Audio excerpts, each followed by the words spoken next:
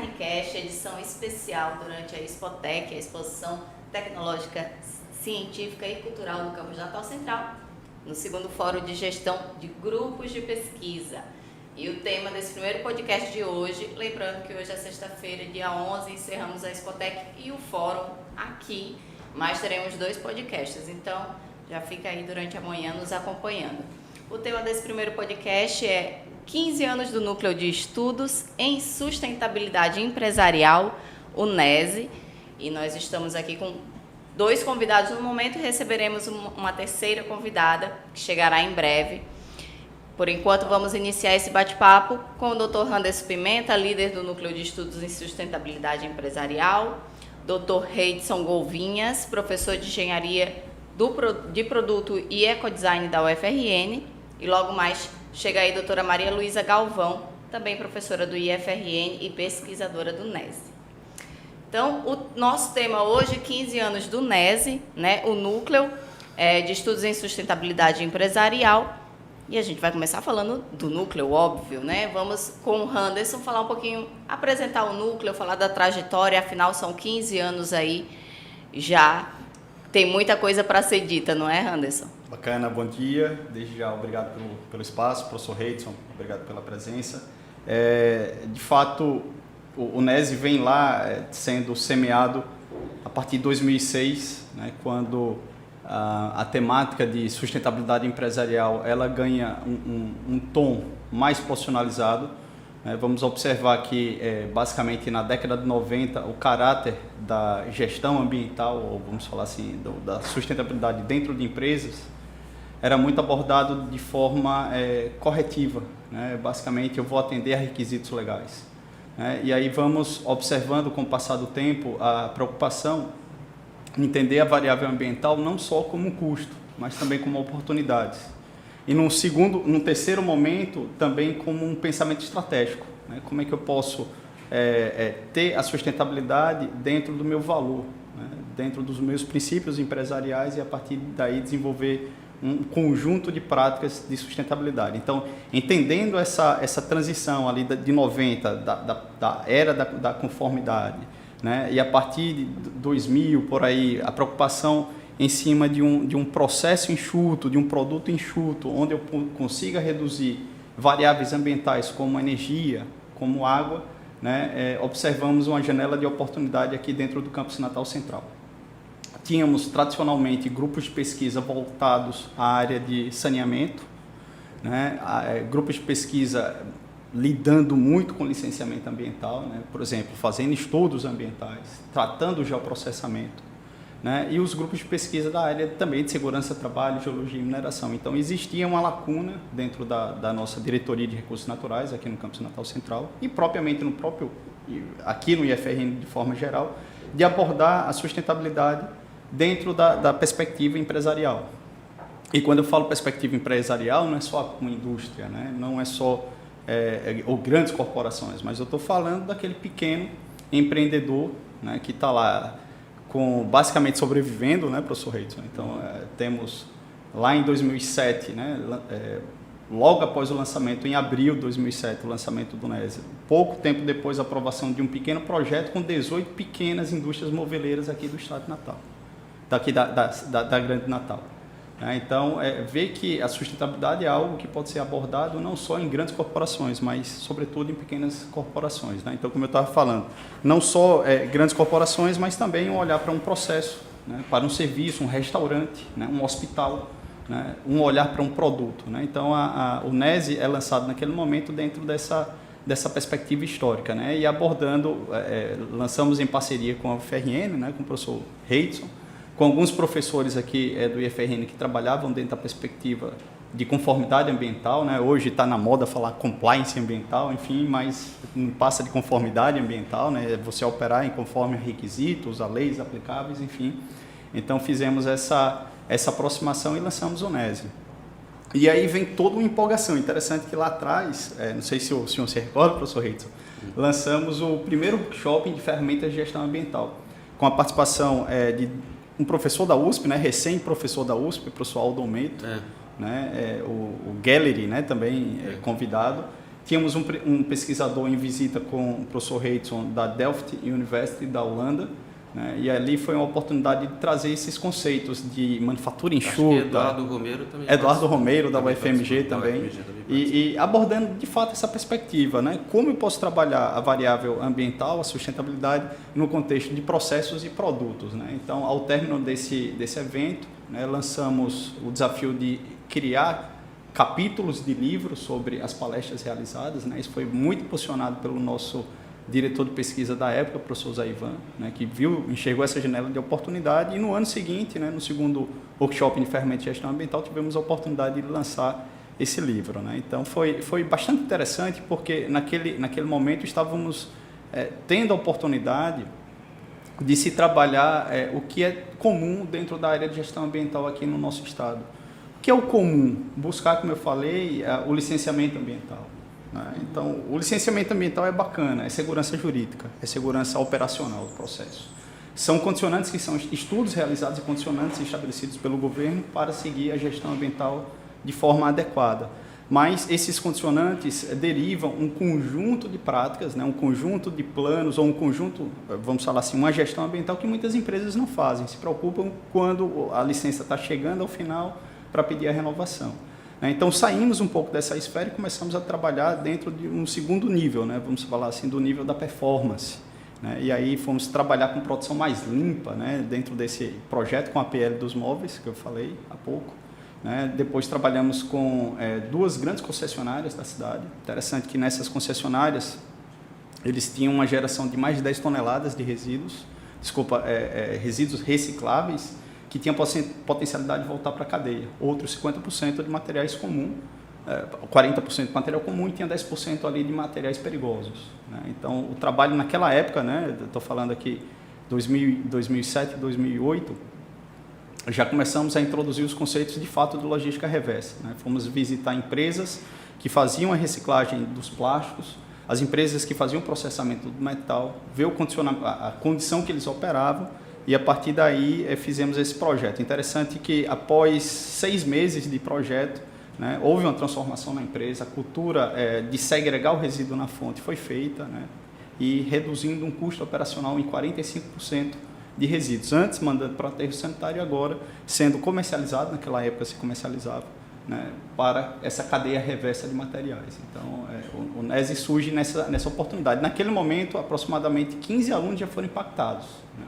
Vou já mostrar alguns números aqui de quantidade de alunos que foram formados, mas a gente vem nessa empolgação e aproveitando essa oportunidade de sair do que é comum, né, do compliance para a parte de performance. Né? E, enfim, essa é a jornada do NESE, que vem lá desde alunos do técnico, né, sendo engajados, orientados em projetos de pesquisa, a alunos da nossa graduação tecnológica de gestão ambiental, depois vários alunos da especialização de gestão ambiental e agora, mais recente, nos últimos 3 anos, os nossos alunos do mestrado de ciências ambientais também sendo engajados em projetos e gerando soluções. Né? Então, esse é um pouquinho do NESE. Pelo que foi explanado aí, a gente percebe que as potencialidades de pesquisa, né, na área de sustentabilidade é muito grande. Então, eu queria que os dois aqui, que já estão aqui, pudessem comentar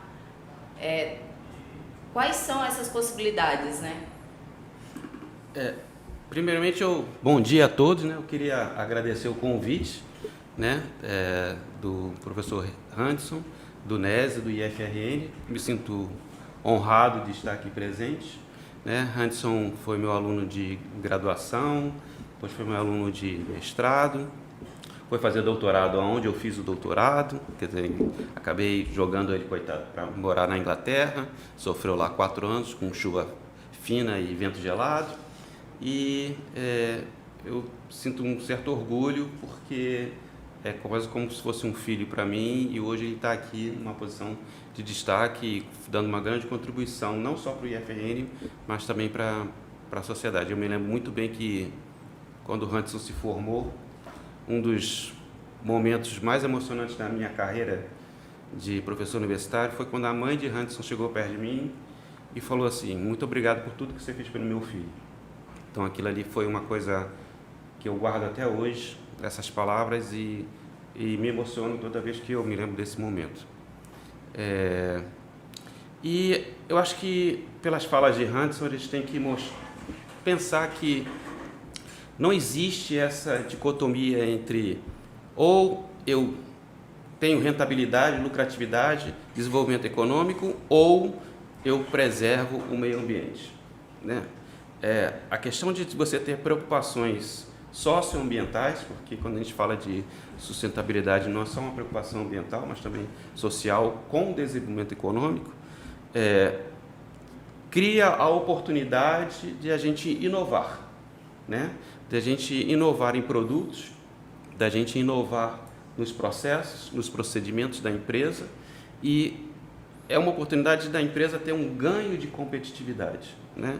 Eu me lembro muito bem que Hudson, ainda aluno de graduação, foi fazer um trabalho de produção mais limpa, a implementação da metodologia da produção mais limpa, numa padaria conhecida aqui na cidade, e no final do ano, né, foi feita uma contabilidade, né, de todos os recursos que poderiam ser economizados, e verificou-se que apenas com a produção de pão francês, né, uma melhoria dos processos de pão francês, que seria, vamos dizer assim, o carro-chefe da padaria, aquela economia já dava para pagar o 13º de todos os funcionários da padaria, não só os que trabalham na produção do pão francês, mas trabalhavam no atendimento, no caixa, e quando o empresário, que é até um colega nosso, percebeu isso, ele falou assim: nossa, eu não sabia que com pequenas modificações,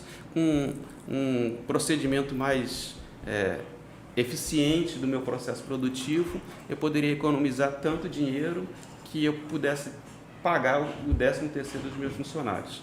Então, para a gente, para as pessoas que estão nos assistindo, né, para as empresas, trabalhar melhorando o processo produtivo para que a gente gere menos resíduos e para que a gente aproveite melhor os insumos que estão colocados no processo, isso faz com que a empresa economize, faz com que a empresa se torne mais eficiente, né? Então, achar que ainda existe aquele discurso, né? Mas dá muito para tirar uma licença ambiental, isso é um custo danado, isso é só para atrapalhar, eu quero gerar emprego, o Estado não permite, o Ministério Público vem aqui me perturbar por conta disso. Não, se você trabalhar de uma maneira inovadora, você vai ser mais competitivo, você vai estar protegendo o meio ambiente, você vai estar contribuindo para a sociedade. Então, é um processo de ganha-ganha, né? Porque a empresa não é um gasto, é um investimento, né?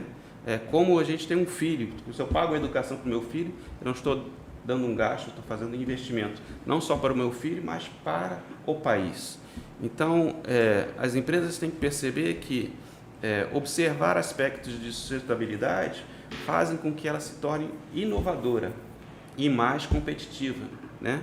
Nós vivemos na região Nordeste, mas a competição ela é global, tá? E se a gente não atentar a isso, e isso eu falo para os meus alunos, não é só questão das empresas, mas o próprio profissional, ele compete globalmente, né? Então, eu dou aula hoje aqui na UFRN, mas eu já dei aula no Canadá, eu já dei aula na França, né?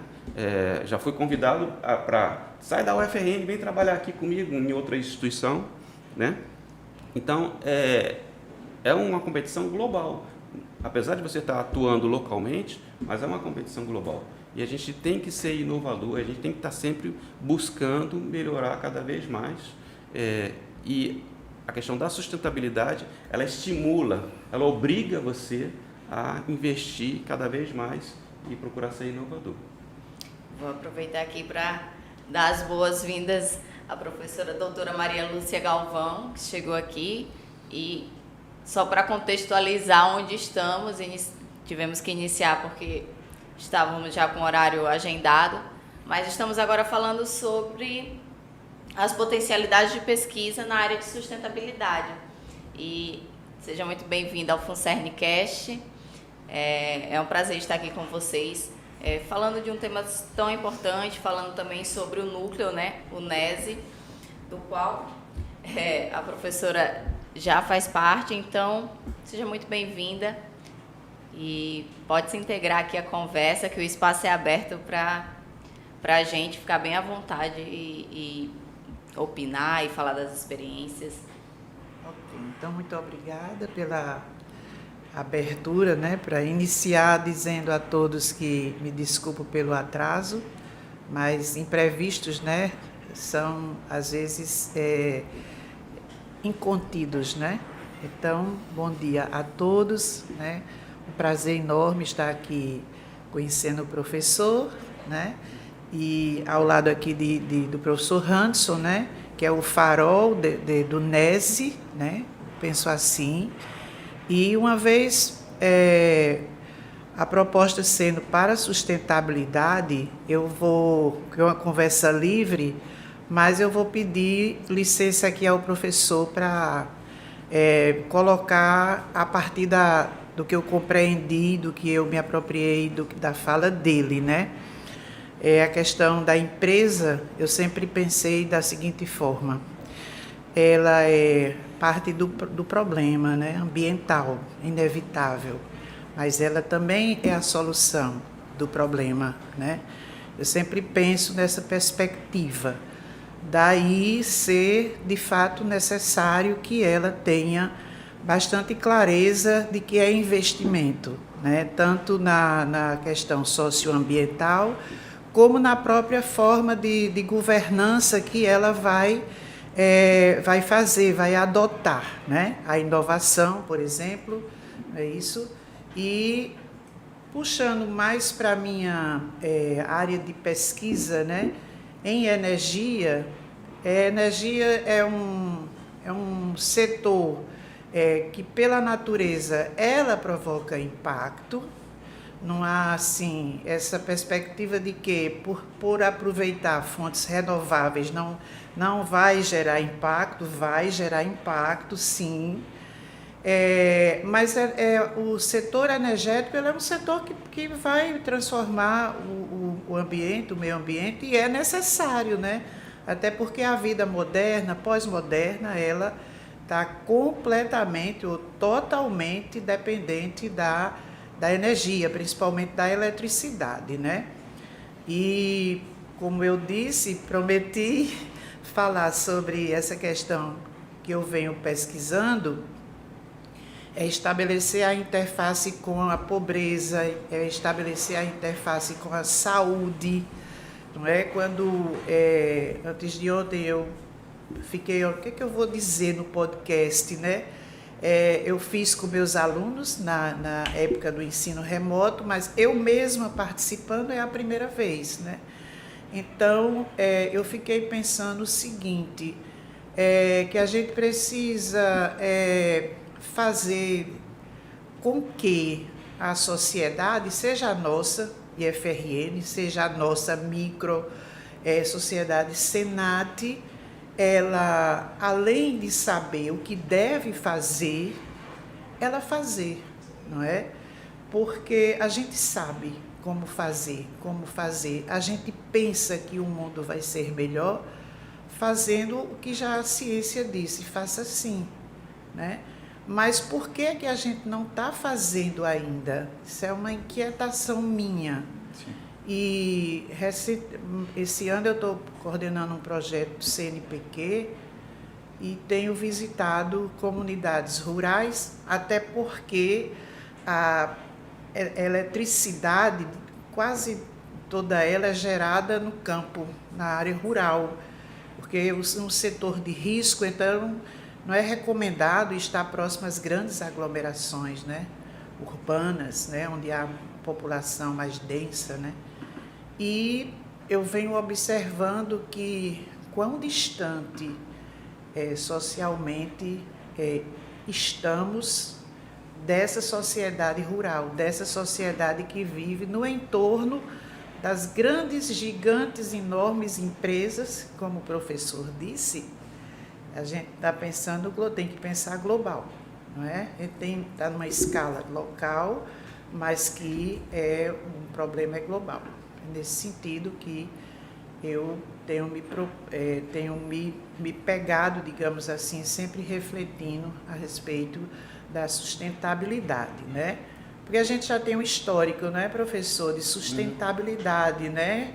E sustentabilidade, aliada à questão das empresas, surgiu no meio financeiro, não é? Na economia realmente verde, na transição da proposta de economia liberal para a economia verde, né? Essa capacidade que nós já temos consolidado de como fazer. Por que não fazemos de um modo geral? Isso, às vezes, até nas pequenas atitudes ou observando o cotidiano mesmo nosso, numa instituição de educação, de ciência e tecnologia, a gente ainda não está sabendo aplicar de fato como é que a gente pode dirimir ou mitigar problemas que estão à nossa vista, nesse sentido. Eu concordo. Eu acho que, puxando, só fazendo parênteses, puxando um pouco daquele contexto histórico que o NESE veio, e aí hoje o nosso norte é, de fato, a condição de pesquisas e gerar conhecimentos. E aí, bora passar em alguns elementos, né? Por exemplo, como eu falei inicialmente, processo, produtos. Né? Hoje, processos e produtos e serviços estão intrinsecamente ligados às cadeias de produção. E, por sua vez, se vamos pegar cadeias de produção, processos e serviços, vamos entender um pouco dos elementos do estágio de um ciclo de vida de produtos. Né? Então, hoje, falar em sustentabilidade dentro do contexto da empresa, eu posso ter um escopo específico para cada elemento desse, né? Posso também ter um escopo ampliado, mas aí eu preciso começar a pensar em verticalizar dentro desses elementos. Né? Vamos pensar, uma pequena fazenda lá na ponta pode instituir práticas ambientais, pode ter sua governança, a ponta final. Né? De repente, um grande supermercado que está vendendo um leite que foi processado, contemplando toda essa cadeia. Então, bora começar a pensar. Esse é o primeiro elemento. Passando pela conformidade, passando pela performance, entrando na parte estratégica. Né? Então, a partir desse momento, estratégica, bora pensar alguns elementos norteadores, né, para a condução de práticas ambientais, para a condução do desenvolvimento da sustentabilidade ambiental e social dentro de uma organização. Bora pensar primeiramente em uma política que seja a carta norteadora, né, que ali tenha meus valores, mostre como a sustentabilidade é entendida e pode ser trabalhada dentro da organização. Aquilo ali vai nortear determinados processos. Para a definição de uma política, eu preciso ter uma visão geral do meu processo, né? Como ele impacta o meio ambiente, a sociedade, como ele pode ser impactado pelo meio ambiente, pela sociedade. É um exercício que chamamos de materialidade. Né? Então, recentemente aqui na ITNC, estamos fazendo esse exercício, né? De entender a materialidade, isso norteou o desenvolvimento de uma política ambiental. E aí começamos a pensar em programas ambientais, mas esses programas atrelados à governança. E onde entrou o elemento de governança dentro da ITNC? Hoje, falamos ontem no podcast sobre por que empreender, um dos elementos de gestão de governança são os OKRs. É você ter objetivos e os resultados principais para aquele ano. Existem os pilares tradicionais, como capital, como mercado, canais de comunicação, e a sustentabilidade entra como um desses pilares. E aí, trimestralmente, eu passo a estabelecer atividades e tenho resultados esperados para aquelas atividades, inclusive metas. A partir daí, isso vai nortear, o que eu coloco lá vai nortear o desenvolvimento de todas as ações. Então, por exemplo, o que foi marcante aqui dentro da ITNC é a questão energética, é a questão de resíduos sólidos. Isso tem lá no OKR ações específicas para essa. Então, o entendimento inicial em qualquer programa de gestão, não existe gestão sem mensurar. Né? O professor Reidson, dentro da engenharia de produção, sabe muito bem isso. Então, partimos de um pilar inicial, foi entender o consumo energético daqui da ITNC. Né? E agora ações diretas com os empresários. Né? Então, só para fechar essa história, essa narrativa aqui de estratégia, política, depois a governança atrelado ao OKRs e os programas aqui sendo implementados. Só que a ITNC é uma empresa, né? Vamos pensar em ITNC como uma empresa, mas ela difunde conhecimento para as empresas aqui incubadas. Né? E aí, um outro projeto está sendo desenvolvido pelo NESE, que é justamente uma ferramenta de check-up ambiental para aquelas empresas que estão no seu estágio inicial entender a sustentabilidade, quais são os riscos e quais são as suas oportunidades. Só que dentro da linguagem do que eles falam, né? Eles falam em modelos de negócio, Canvas. Dentro do Canvas é estabelecido atores principais. Quais são os atores principais que eu interajo? Os stakeholders principais, fornecedores. Eu posso ter um fornecedor que pode manchar a imagem da minha empresa. Eu tenho o uso de recursos. Quais são os recursos principais? O energético é fundamental aqui dentro. Então, qual é a minha conduta? A sala tem circuitos separados de energia, de ar-condicionado. O ar-condicionado é ligado já a baixíssima temperatura. Quando eu saio no final de semana, eu desligo o estabilizador. São práticas que as empresas aqui em Cambaras começam a ser sensibilizadas nisso. E a nossa expectativa é que esse pensamento de OKR, eles levem para fora. Né? Se ele vai, por exemplo, se instalar numa avenida principal e vai colocar um letreiro, uma fachada que ele tem uma empresa, aqui em Natal, por exemplo, é cobrado, tem uma licença de publicidade específica para aquilo.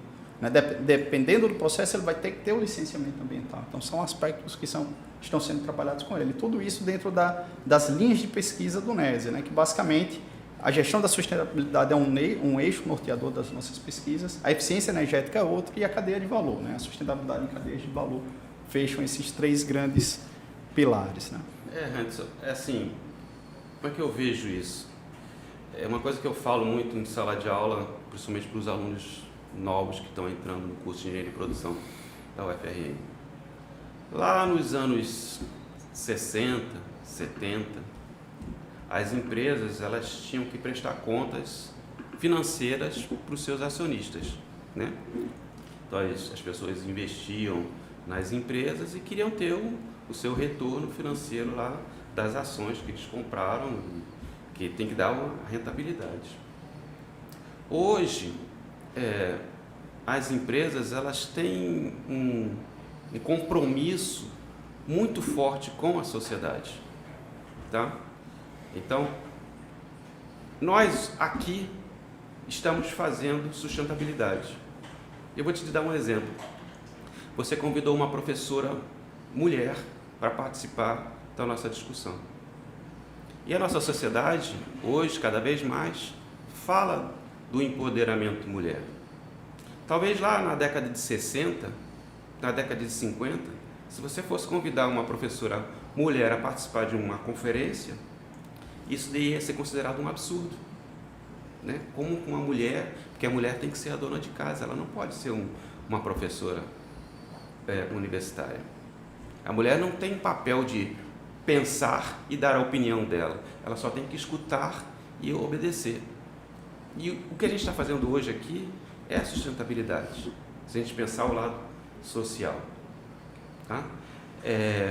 Então você foi feliz ao convidar uma profissional qualificada e ainda sendo mulher, porque você está favorecendo a nossa mentalidade de aceitar. É uma das premissas até da sustentabilidade, de se pensar na participação democrática, da igualdade. Então, só que eu fico pensando, no Brasil, de fato, isso historicamente era uma barreira. Mas ainda temos muitos países que ainda vivem um bloqueio da participação da mulher, por exemplo, num evento como esse. Né? Então, quando a gente fala... Onde é a sustentabilidade? Né? Vamos falar em sustentabilidade nesses países onde a mulher não pode ir para a universidade. Né? Quando a gente fala de sustentabilidade empresarial, as empresas elas têm que perceber que elas têm um papel fundamental na relação dela com a sociedade. Tá? Então, não é simplesmente o cumprimento das normas legais, tá? É mais além disso, né? Então, quando uma empresa contrata mulher, contrata um negro, contrata, sei lá, um homossexual, você está fazendo sustentabilidade, tá? Porque você está começando a dar oportunidades e a voz às pessoas que não tinham voz, tá? Quando eu tenho uma preocupação que meu processo vai gerar algum tipo de resíduo, ou o meu produto pode causar um dano ao meu cliente, quando ele for utilizar o produto, ou quando ele for descartar aquele produto, isto é uma preocupação em termos de sustentabilidade, que vai muito mais além do que simplesmente o cumprimento de uma legislação. Ela tem que perceber que ela é parte integrante da sociedade, né? é uma sinergia da sociedade com a empresa e a empresa com a sociedade. Tá?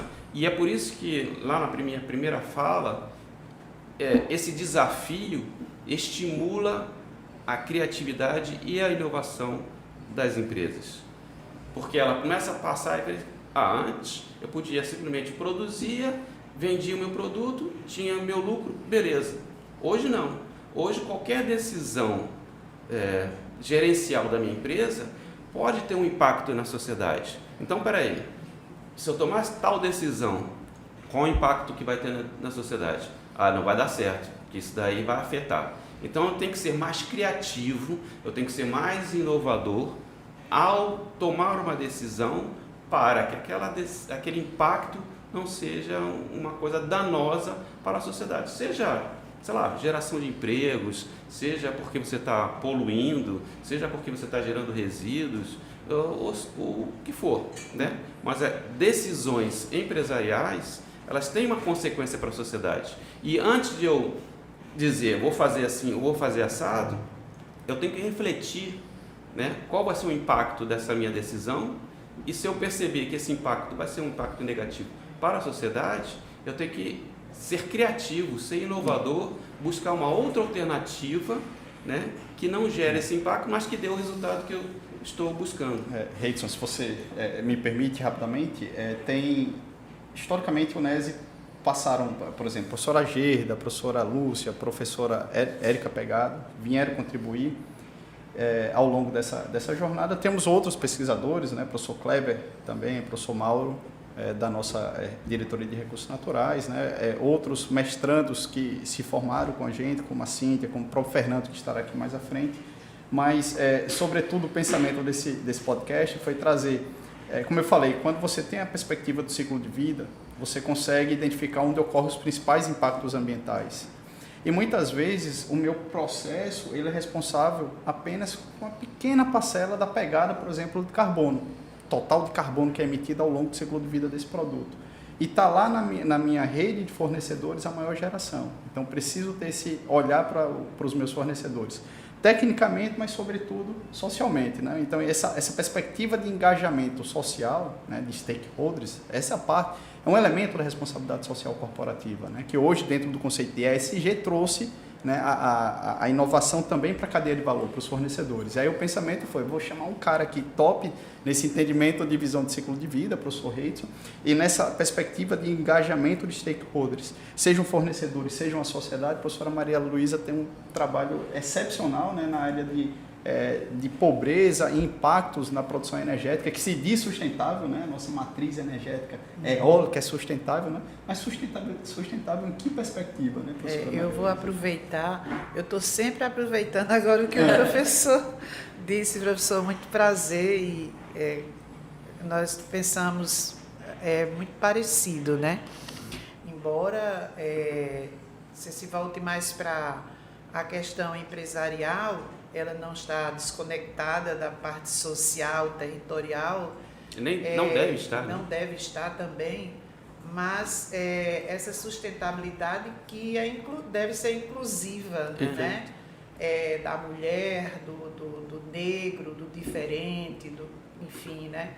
E felizmente que já está começando, nem sempre tão visível, mas conforme eu disse, onde eu estou pesquisando no momento, né, esse projeto que é interface com saúde, mas não a saúde e doença, mas a saúde social, a saúde coletiva, tem um movimento bem, já, vamos dizer, que não está consolidado, porque há uma resistência muito grande também, mas nas comunidades do Amarelão, em João Câmara, e na comunidade de Enxu Queimado, em Pedra Grande, são 2 municípios importantíssimos para a geração de eletricidade a partir da fonte eólica.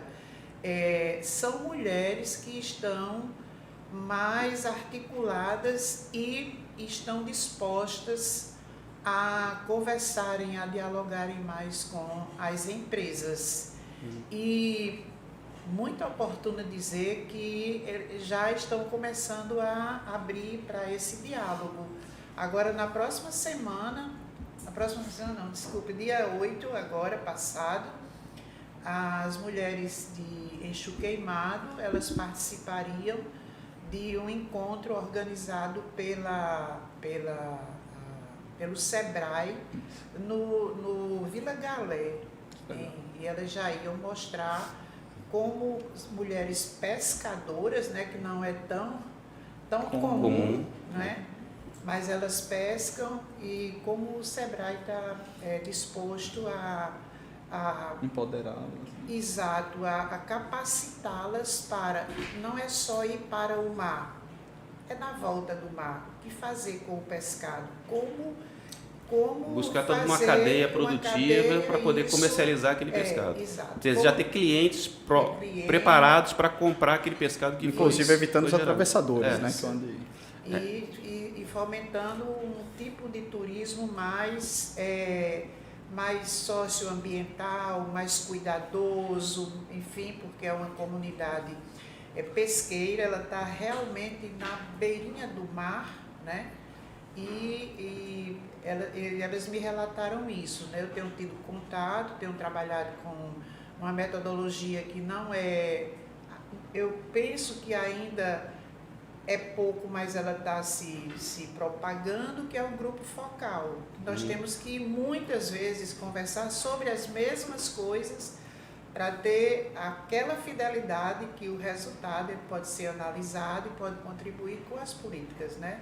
Com as políticas, tanto políticas públicas, como também a política da empresa. Você comentou aí de erradicação da pobreza, Sim. né? E a gente tem essa discussão, né, de que se eu acabar com a pobreza, se eu permitir que pessoas que têm menos condições consigam progredir socialmente na sociedade, eu vou estar tirando de alguém para dar para lá. E não é assim que funciona. Se a gente pegar a história da humanidade, vamos pensar, por que a escravidão acabou? Porque a Inglaterra percebeu o seguinte: olha, se eu acabar com a escravidão e essas pessoas começarem a receber um salário, elas vão consumir. E eu estou aqui na minha Revolução Industrial e eu quero que essa Revolução Industrial amplie. Então, para que amplie, eu tenho que ter um mercado consumidor. Como é que eu vou ter um mercado consumidor? Eu vou tirar a escravidão de pessoas que trabalham e não recebem nada e vou botar pessoas que trabalham e vão receber algo e elas vão consumir aquilo que eu estou produzindo. Então, essa situação é a mesma, né? Se eu começo a diminuir a pobreza, se eu começo a favorecer pessoas de classes menos favorecidas a terem acesso à educação, a terem acesso a uma renda um pouco melhor, essas pessoas vão virar futuros consumidores e você está girando cada vez mais a economia. Então, não se trata de ter mais gente para dividir o bolo, se trata de crescer o bolo, né? O bolo vai ficando maior e todo mundo vai ganhar com isso, tanto as pessoas de classes menos favorecidas quanto as pessoas mais abastadas. E isso é sustentabilidade. Isso é sustentabilidade. E fazendo isso, protegendo o meio ambiente, é sustentabilidade. E fazendo isso, educando as pessoas, é sustentabilidade. E fazendo isso, mudando a mentalidade das pessoas para que elas tenham uma nova perspectiva, ensinando novos caminhos. Olha, existem outras oportunidades, você pode fazer assim, você pode fazer diferente. Você está educando, você está criando uma nova mentalidade de como observar e encontrar novas soluções para antigos problemas. Isto é sustentabilidade, né? Se a gente observar, todos os dias a gente está falando de sustentabilidade na televisão. Quando você vê uma notícia que uma mulher foi assassinada porque o marido não se conformou com a separação e aquela pessoa é presa e cria-se aquela discussão sobre aquele fato, você está discutindo sobre sustentabilidade.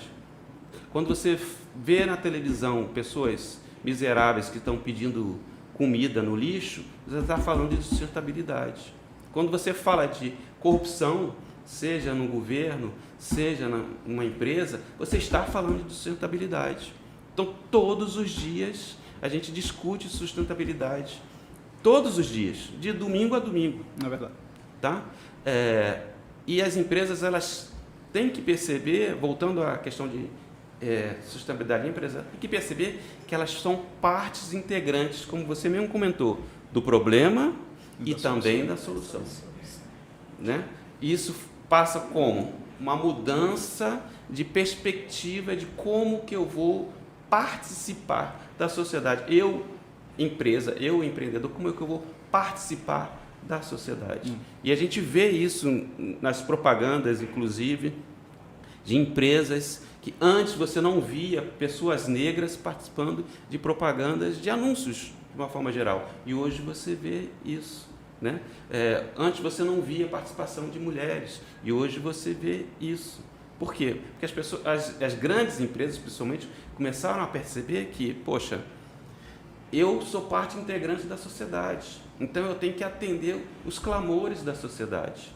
E a gente tem que começar a discutir essas coisas na sociedade, e a empresa vai participar dessa discussão e fala assim, como é que eu posso contribuir? Não é só questão de ganhar dinheiro e ficar rico e gerar emprego. Eu gero emprego e pago imposto. Não é só isso, isso é muito pouco. A agregação de valor é muito maior, abrangente. Muito mais abrangente. E você tocou num ponto que é fundamental, que é o trabalho em sala de aula. E você, além claro, obrigatoriamente dar todo o suporte teórico, né, metodológico aos seus alunos, principalmente de graduação, mas levá-los e à comunidade e à empresa também.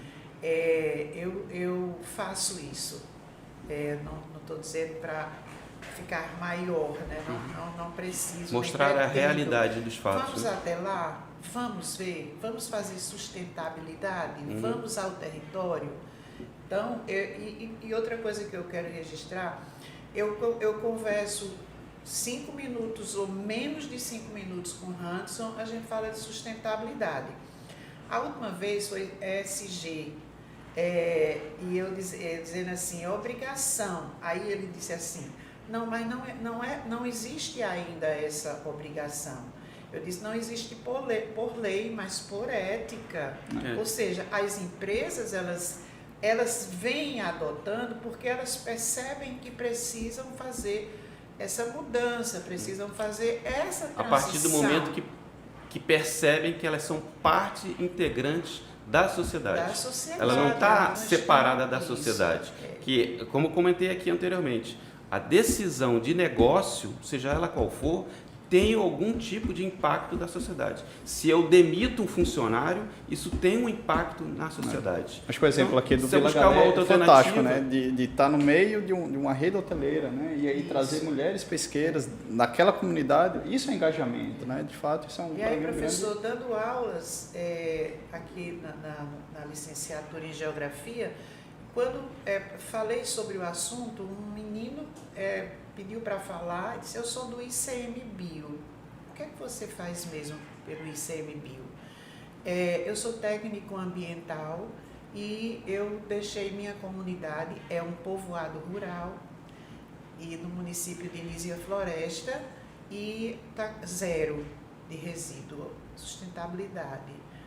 Então, vamos fazer aula de campo, você ensina na comunidade que nós vamos, que eu vou para o mundo rural, né? Então, nós vamos fazer agora, no próximo dia 18, numa escola, numa comunidade do Amarelão, mas é bem complexo, porque eles se autodeclaram indígenas, os Mendonça do Amarelão, mas o território rural muito complexo, porque tem um assentamento rural e tem um povoado do Serrote. Então, a gente vamos fazer na escola. Como é que nós vamos fazer na escola? Eles peçam para a merenda escolar, o resíduo da merenda escolar, ser a nossa matéria-prima para a gente fazer a compostagem. Então, qual série? Aí, vamos fazer com os maiores e tudo. E eu opinei, eles acataram e a escola acatou, vamos fazer com crianças. E aí fica mais certamente essa criança vai chegar em casa e vai dizer aos pais, dizer à família, vamos fazer também, né? Então, é importantíssimo esse trabalho na sala de aula também, né? Desculpa, professora, é que nosso tempo já esgotou. É porque o assunto é tão necessário, tão urgente, que o tempo é pouco. O tempo é pouco para a gente falar e conscientizar, porque no fim sustentabilidade parte da conscientização de todos, né? De todos os envolvidos em todos os aspectos. E aí eu só posso agradecer aqui a presença dos três, Dr. Anderson Pimenta, doutora Maria Luísa Galvão e o Dr. Reidson Golvinhas, por esse bate-papo, por essa aula, que é uma aula tão necessária. E quem está aí nos assistindo, esse podcast chega ao fim, mas já vamos iniciar logo em seguida um outro, falando sobre o uso de revisão sistemática de literatura para o desenvolvimento de produtos técnicos e tecnológicos na área de sustentabilidade. O assunto continua, a gente só muda aqui os convidados e um pouco a linha, né? Obrigada, gente, mais uma vez. Eu só queria fazer um último registro, um agradecimento aos nossos 48 estudantes que passaram nessa jornada dos 15 anos do NESE, foram formados dentro do IFRN, desenvolveram algum projeto de pesquisa ou algum projeto de conclusão de curso nessa jornada de 15 anos, 48 alunos que de fato estão aí impactando a sociedade com esses conceitos de sustentabilidade, né? Então, sem eles, né, e sem essas aproximadamente 30 empresas, né, que foram objetos dos nossos estudos ao longo desses 15 anos, também não foi algo, foi uma janela aberta, mas um impacto lá deixado com a bandeira da sustentabilidade. Então, esse agradecimento especial para esse público. Ótimo. Até mais. Pronto, posso relaxar.